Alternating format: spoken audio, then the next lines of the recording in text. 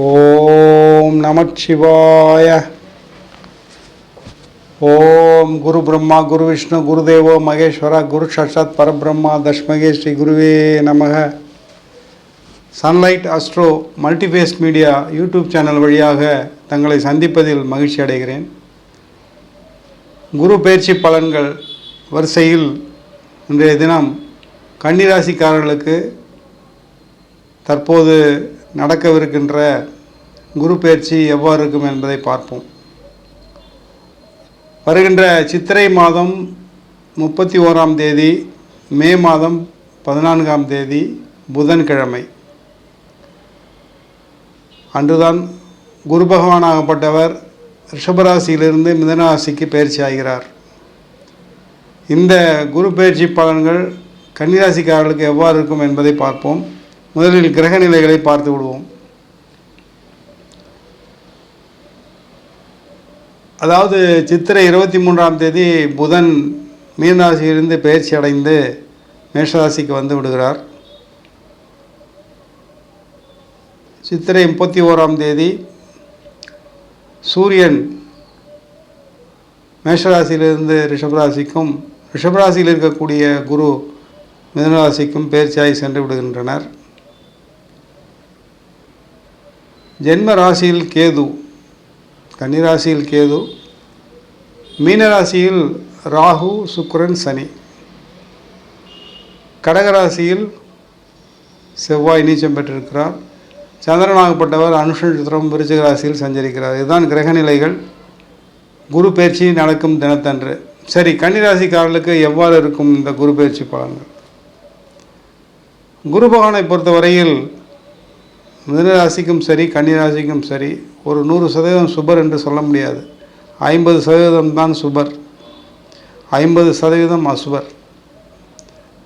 தன்னை பொறுத்தவரை குரு பகவான் 100% சுபர், அவரை பொறுத்தவரை அவர் சுபர் தான், அதில் சந்தேகமில்லை. ஆனால் இவர்களுக்கு கன்னிராசிக்காரர்களுக்கு 100% சுபர் என்று சொல்ல முடியாது. ஏனெனில் கன்னிராசியில் பிறந்தவர்கள் உத்திரம், அஸ்தம், சித்திரை இந்த நட்சத்திரத்தில் பிறந்தவர்கள் தான் கன்னிராசியில் பிறந்திருப்பார்கள்.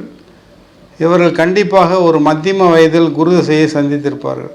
ஒரு 30 வயதிலிருந்து 45 வயதுக்குள் குரு திசையை சந்தித்திருப்பார்கள். ஆனால் பார்த்தீர்களானால் இவர்களுக்கு ஏகப்பட்ட சோதனைகள் இருந்திருக்கும். குரு திசையில் ஏகப்பட்ட தொல்லைகள், நஷ்டங்கள், பண விரயங்கள், அவமானங்கள், மரியாதை குறைவாக நடந்து கொள்வது, பொருளாதார விரயம், வியாபாரத்தில் நஷ்டம், இப்படி பலவாறு குரு திசையில் அனுபவித்திருப்பார்கள். சனி பகவான் திசை வந்த பிறகு சற்று வாழ்க்கையினுடைய நிலையை மாறி இருக்கும். இவ்வாறு தான் கன்னிராசிக்காரர்களுக்கு தன்னுடைய வாழ்க்கையில் பல சம்பவங்கள் நடந்திருக்கும். அந்த வரிசையில் பார்க்கும்போது குரு பகவானை பொறுத்தவரை 4ஆம் அதிபதி 7ஆம் அதிபதி தற்போது 10ஆம் வீட்டுக்கு செல்கிறார். கேந்திராதிபதி 2 கேந்திரத்துக்கு அதிபதிகள் 4 குடையவனும் 7 குடையவனும் 10ஆம் வீட்டுக்கு இன்னொரு கேந்திரத்துக்கு செல்கிறார். அது ஒன்றுதான் விசேஷம். ஏனென்றால் கன்னிராசி என்று எடுத்துக்கொண்டோமானால் 4ஆம் அதிபதி தனுசுக்கு அதிபதி குரு, 7ஆம் அதிபதி மீனத்துக்கு குரு, 10ஆம் அதிபதி என்று சொல்லக்கூடிய மிதுனராசியில் போய் அமர்கிறார். கேந்திரம், பலம், பில்லர் மாதிரிங்க. அது ஒன்றுதான் இந்த பயிற்சியில் பலம் கன்னிராசிக்காரர்களுக்கு. அதாவது இவருடைய பார்வை, குரு பகவானுடைய பார்வை தான் பலம் அதிகம், பார்வைக்கு தான் பலம் அதிகம். அவருடைய பார்வை கன்னிராசியினுடைய 2ஆம் வீட்டிற்கும், கன்னிராசியுடைய 4ஆம் வீட்டிற்கும், கன்னிராசியுடைய 6ஆம் வீட்டிற்கும் படுகிறது. அதனால் என்ன பலன்? 6ஆம் வீடு என்பது ருணரோக சத்ருஸ்தானத்துக்கும் குரு பார்வை, சுகஸ்தானத்திற்கும் குரு பார்வை, தனஸ்தானத்திற்கும் 2ஆம் இடத்துக்கும் குரு பார்வை. சரி, என்ன நடக்கும்? இள வயதாக இருந்தார்களானால், 30 வயதுக்குள்ளே இருந்தார்களேயானால் திருமண பாக்கியம் கூடி வரும், திருமணம் முடிந்துவிடும். காதலித்து கொண்டிருப்பார்கள், அந்த காதல் கைகூடும், திருமணத்தில் முடியும். ஒரு 30 வயதுக்குள்ளே இருக்கிறவங்களுக்கு கண்டிப்பாக டிரான்ஸ்ஃபர் உண்டு. தாங்கள் இருக்கும் இடத்தை விட்டு வேறு இடத்துக்கு சென்று வேலை செய்ய வேண்டிய கட்டாயம் வரும். நான் சொல்வதெல்லாம் 30 வயதுக்குள்ளே இருப்பவர்கள், 30 வயது வரை இருப்பவர்கள். காதல் திருமணம் உறுதியாக நடைபெறும். காதலில் வெற்றி பெறுவார்கள். குரு 2ஆம் வீட்டுக்கு பார்வை இல்லையா, குடும்பஸ்தானத்துக்கு பார்வை. அதனால் டெஃபினட்டாக 7ஆம் அதிபதி வேறு, 4ஆம் வீட்டுக்கும் பார்வை. கண்டிப்பாக காதல் கைகூடும், காதல் திருமணத்தில் முடியும். சரி சார், 30 வயதுக்கு மேலே ஒரு மத்தியம வயதில் இருக்காங்க, 30 வயதுக்கு மேலே ஒரு 42 45 வயதுக்குள்ளே இருப்பவர்களுக்கு தான் ரொம்ப முக்கியம். அவங்க தான் மிக மிக கவனித்து பார்க்க வேண்டிய பதிவு இது. ஒரு மத்தியம வயதில் இருக்கக்கூடியவர்கள் திருமணம் முடிந்து நீண்ட நாட்களாக குழந்தை பாக்கியம் இல்லாதவர்களுக்கு புத்திரக்காரனான குரு பகவான் கண்டிப்பாக புத்திரஸ்தானத்தை நிரப்பி விடுவார். புத்திரனோ புத்திரியோ கொடுத்து விடுவார் இந்த ஒரு வருஷத்துக்குள். அது ஒரு நல்ல விஷயம். சுகஸ்தானத்தை குரு பார்க்கிறார். உடல் நலம் நன்றாகவே இருக்கும், தேக ஆரோக்கியம் நன்றாக இருக்கும், நல்லா கட்டுமஸ்தாக இருப்பார். உடலில் ஏதாவது அசௌகரியம் இருந்தால் கூட இதில் டாக்டரிடம் போய் பார்த்து சரி செய்து கொள்வார். அது போன்ற அமைப்புகள் தெரியும். 2ஆம் இடத்துக்கு குரு பார்க்குறாரு. என்ன சார் நடக்கும்? தனம் பெருகுமா பெருகாதா? வேலையில் இருப்பவர்களுக்கு டிரான்ஸ்ஃபர் உண்டு, ப்ரொமோஷன் உண்டு, இடமாற்றம் உண்டு உறுதியாக. வியாபாரத்தில் இருப்பவர்களுக்கு ஒரு 2-3 வியாபாரம் சொல்லலாம். இந்த கன்னிராசிக்காரர்கள் ஈடுபட்டிருக்கின்ற பையிங் செல்லிங் தான் மேக்ஸிமம் இருப்பாங்க. கன்னிராசிக்காரங்க வாங்கி விற்கக்கூடிய தொழில் தான் செஞ்சுக்கிட்டு இருப்பாங்க. அது சிறிதளவு செய்கிறவங்களும் இருப்பாங்க, பெரிய அளவு செய்கிறவங்களும் இருப்பாங்க. அந்த வகையில் பார்க்கும்பொழுது முதலில் வர வேண்டியது இந்த கன்னிராசிக்காரர்களை பொறுத்தவரையில் 2ஆம் அதிபதி 9ஆம் அதிபதி சுக்கிரன் வருவதால் பெண்கள் சம்பந்தப்பட்ட உபகரணங்கள், நகைகள், ஆபரணங்கள், வெள்ளி தங்கம் சம்பந்தப்பட்ட ஆபரணங்கள், நகைகள், பாத்திரங்கள், பண்டங்கள், இது போன்ற தொழிலில் கண்டிப்பாக கன்னிராசிக்காரர்கள் கண்டிப்பாக இருப்பார்கள். அந்த தொடர்பு இருக்கும். அந்த வியாபாரம் செய்து கொண்டிருப்பவர்களுக்கு ரொம்ப பிரமாதமாக இருக்கும். அருமையான காலகட்டம். ஏனென்றால் சுக்கிரன், இந்த 2-9 கூடிய சுக்கிரன் பார்த்துட்டிங்கன்னா குரு பயிற்சி ஆரம்பிக்கும் போதே ராசிக்கு 7ஆம் இடத்துல உச்சம், களத்திரஸ்தானத்தில் உச்சம். அது மட்டுமல்லாமல் ராகுவுடன் வேறு சேர்ந்து காணப்படுறாரு. ஜெகஜோதியாக இருப்பார் சுக்கிரன். ராகுவும் சுக்கிரனும் பயங்கர நட்பு கிரகங்கள். அருமையாக இருக்குது. பிளாக் மணி கைக்கு வந்து சேரும். யாராவது ஒருத்தர் ஏதாவது பணத்தை கொண்டு வந்து கொடுத்துக்கிட்டே இருப்பாங்க கன்னிராசிக்காரங்கிட்ட. அந்த மாதிரி யோகங்கள்லாம் வரப்போகுது குரு பயிற்சிக்கு பிறகு.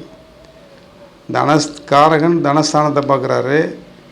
2 கூடயும் 9 கூடயும் 7ல் உச்சம். இன்னும் என்ன வேணும்? ராகு சேர்க்க வேறு. 10 ரூபா எதிர்பார்த்தாங்கன்னா 100 ரூபா வரும்.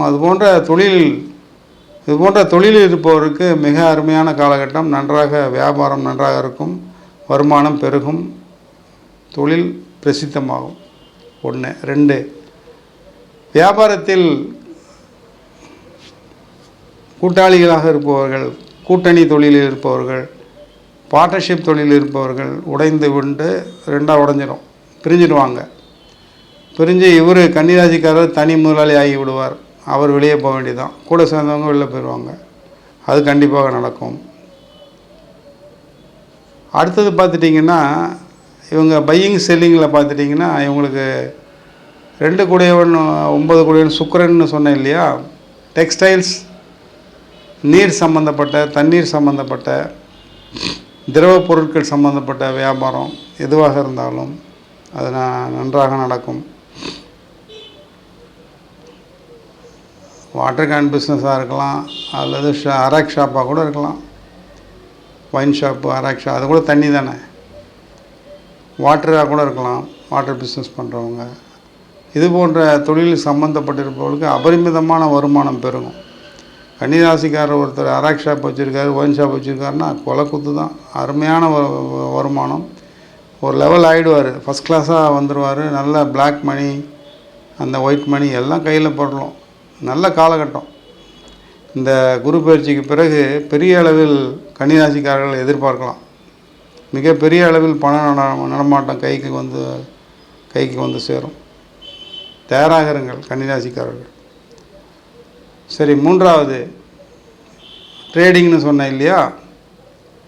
ஒருவேளை ரியல் எஸ்டேட்டு, பூமி சம்பந்தமான தொழில், அப்பார்ட்மெண்ட்ஸு, பில்டர்ஸு, பையர், செல்லர், இது போன்ற தொழில் செய்கிறவங்க, பூமி சம்பந்தமான, நிலம் சம்பந்தமான, வீடு சம்பந்தமான விஷயங்கள் வாங்குவதோ, விற்பதோ, கட்டுவதோ, கட்டி கொடுப்பதோ, இது போன்ற தொழிலில் சம்பந்தப்பட்டிருப்பவர்களுக்கும் அருமையான காலகட்டம்.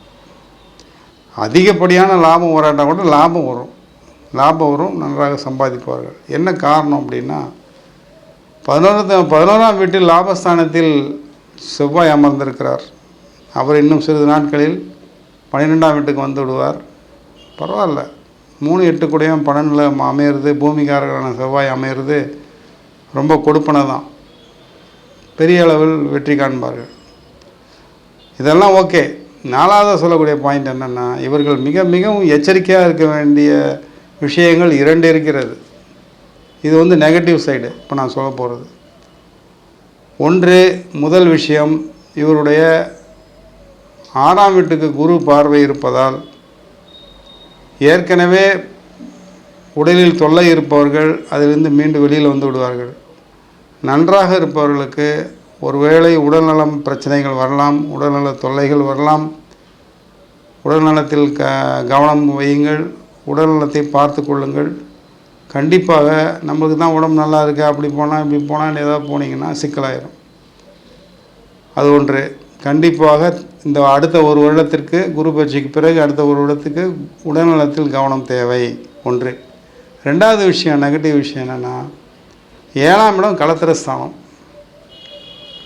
களத்திரஸ்தானத்தில் ராகு, சுக்கிரன் உச்சம், ஜென்மத்தில் கேது. கரெக்டாக பார்த்துட்டிங்கன்னா 2ஆம் வீட்டுக்கு குரு பார்வை. அப்போ என்ன அர்த்தம்? தேவையில்லாத தொடர்புகள் சேரும்.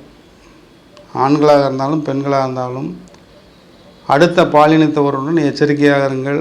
தேவையில்லாமல் பிற பெண்களுடைய தலையீடு ஆண்களுக்கு வரலாம், பிற ஆண்களுடைய தலையீடு பெண்களுக்கு வரலாம். கன்னிராசிக்காரர்களாக இருந்தார்களானால் அடுத்த 1 வருடத்திற்கு எச்சரிக்கையாக இருங்கள். சிக்கிக்கொள்வீர்கள். வீட்டில் மனைவியிடம் மாட்டிக்கொள்வீர்கள். அவமானம் வரும், ஒரு கரும்புள்ளி வந்துவிடும்.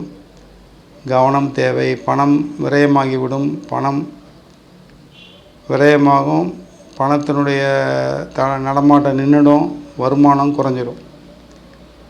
ஏன் இதை சொல்கிறேன் என்றால், 7ஆம் வீட்டில் சுக்கிரன் மட்டும் கிடையாது. 7ஆம் வீட்டில் சுக்கிரன், ராகு அண்ட் சனி 3 கிரகங்கள் இருக்கிறது.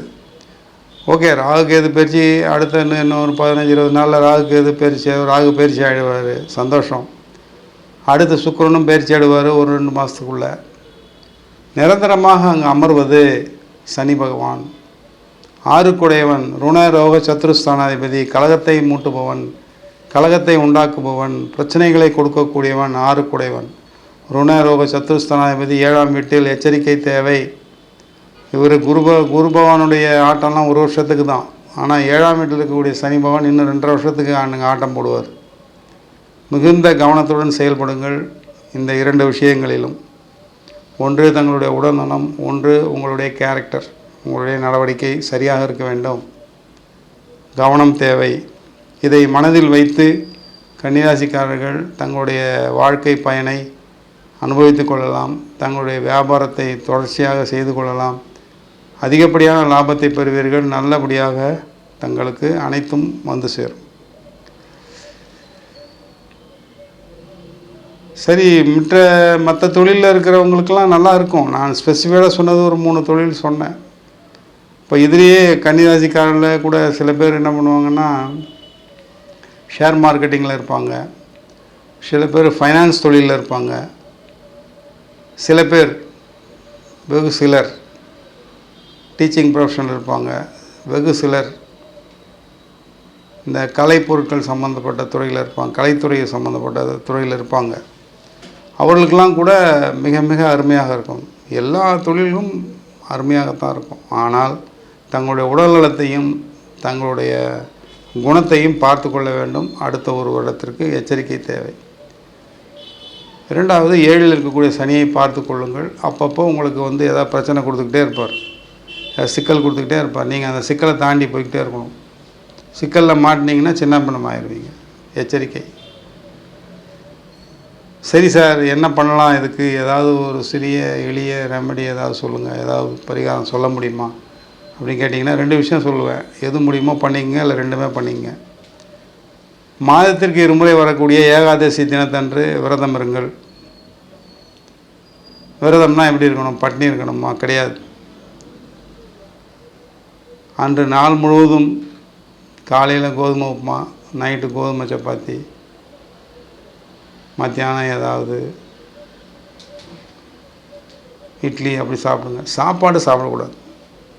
2 வேளை சாப்பிட்டால் போதுமானது.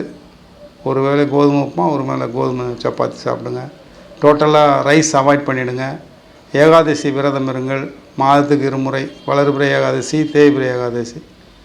அந்த 2 நாட்களிலும் மாலையில் 6 மணிக்கு மேல் பெருமாள் கோயில் சென்று வழிபாடு செய்து வாருங்கள். இது ஒரு விஷயம். இன்னொரு விஷயம் என்னென்னா, மாதத்துக்கு ஒரு முறை பௌர்ணமி தோறும் தங்கள் வீட்டறையில் இருக்கக்கூடியதோ அல்லது வெகு தொலைவில் இருக்கக்கூடியதோ பிரசித்தி பெற்ற ஒரு பெருமாள் கோயிலுக்கு சென்று, அது வந்து முடிந்தளவு காலையில் போங்க, முடியாதவங்க சாயந்தரம் போங்க. பௌர்ணமி தினத்தன்று காலையில் 10 மணிக்குள்ளே போயிடணும். போயிட்டு பெருமாளை தரிசனம் செய்து ஒரு துளசி மாலை வாங்கி கொடுத்து பெருமாள் தரிசனம் பண்ணிவிட்டு ரிட்டர்னில் வரும்போது ஒரு 5-6 பேருக்கு ஒரு தயிர் சாதம் வீட்டிலேருந்தே செஞ்சு கொண்டு போயிருங்க. ஒரு 5-6 பேருக்கு தயிர் சாதம் கொடுத்துட்டு வீட்டுக்கு வாங்க.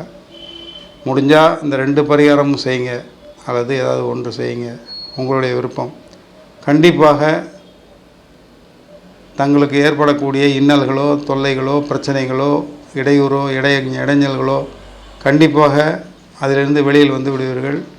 வாழ்க்கையை சுலபமாக நகர்த்தி விடுவீர்கள் என்று இதன் மூலம் தெரிவித்துக் கொள்கிறேன். அநேகமாக கன்னிராசிக்காரர்களுக்கு புரிந்திருக்கும் என்று நம்புகிறேன். புரிந்து கொள்ளுங்கள், புரிந்து செயல்படுங்கள் கன்னிராசி அன்பர்கள். நன்றி, வணக்கம். சன்லைட் அஸ்ட்ரோ சேனலுக்கு லைக் பண்ணுங்கள், ஷேர் பண்ணுங்கள், சப்ஸ்கிரைப் பண்ணுங்கள், பெல் ஐக்கானை கிளிக் பண்ணுங்கள். அப்போ தான் நாங்கள் போடுற எல்லா வீடியோஸும் உங்களுக்கு நோட்டிஃபிகேஷன்ஸாக வரும்.